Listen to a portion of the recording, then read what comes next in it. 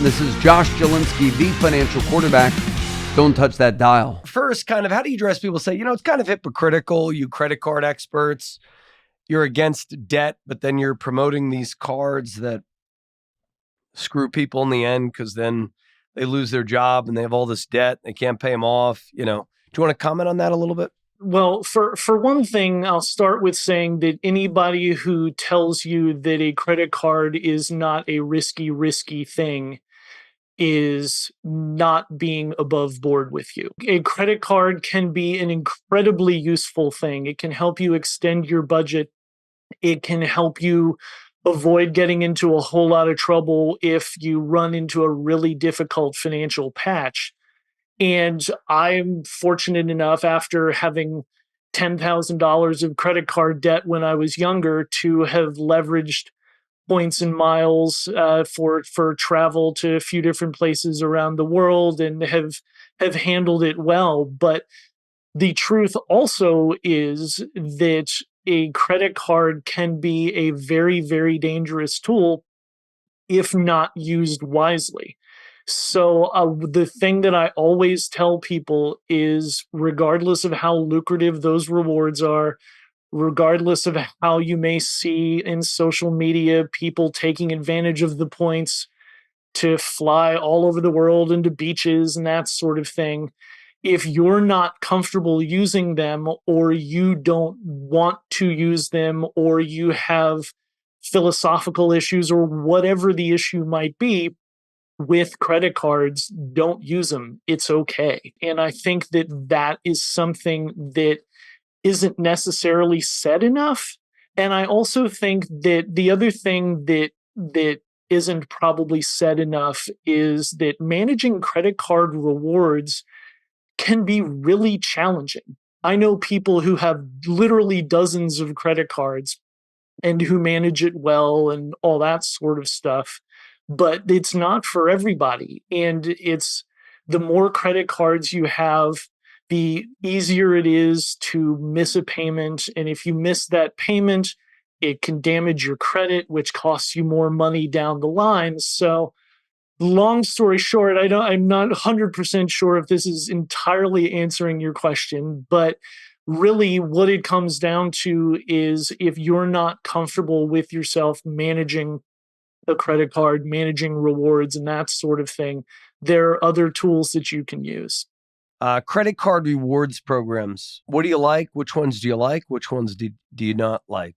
They all have, their pluses and minuses, and some of it depends on what you want to do and your loyalty to various brands. Me personally, I have tended to use Chase credit cards over the years in terms of points and that sort of thing. But I've recommended many other types of cards as well.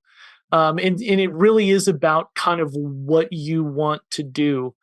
Like, if you are somebody who is loyal to a specific hotel brand or airline, you should seriously consider looking at their specific credit card.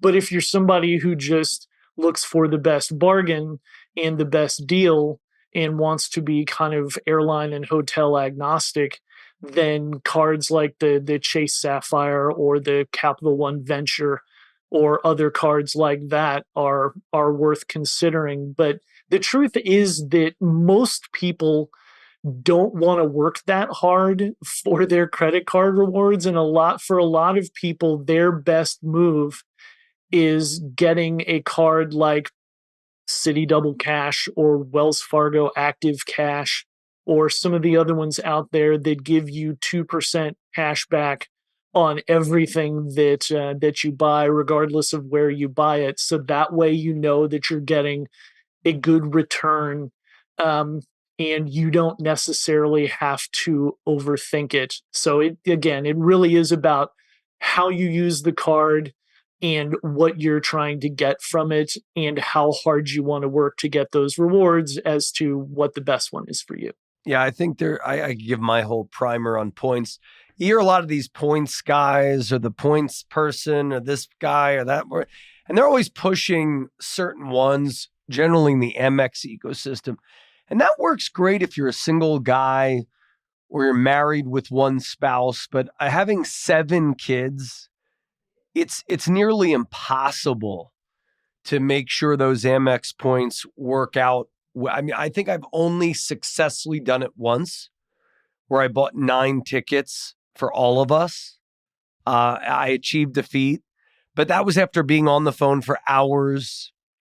And I finally, booked a nice flight on Amex. So that was good. But then when you have to move it, then you got to realize, okay, then you call United or whatever to move your flight. And they say, oh, we can't move you because you didn't book that through us.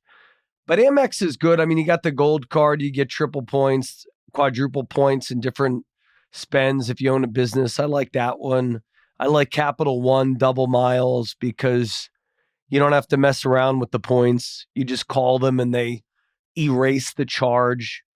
Although then some people will, manipulate the Amex so you get, 4-to-1. So it just depends on, I think for most people, you can really only learn 1 or 2 cards well. For me, I get Capital One for kind of like my everyday stuff. I like Amex for certain categories of spend. But to me, the best points are the ones you're going to use, because if you have 5 million points and you die and your wife doesn't know you have them, you've just lost the whole thing. And it is important for people to understand that points generally are a depreciating asset. The best time to have used those points was 5 years ago.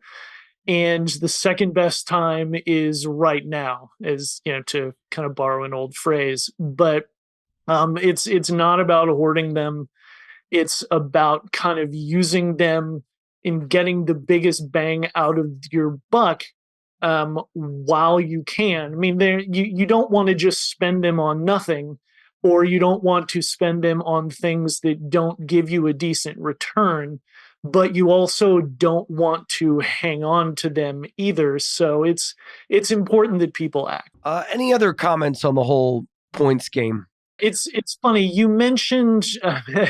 I only have one kid, but still, as a parent, it's really difficult, especially as a school-aged parent of a school-age kid.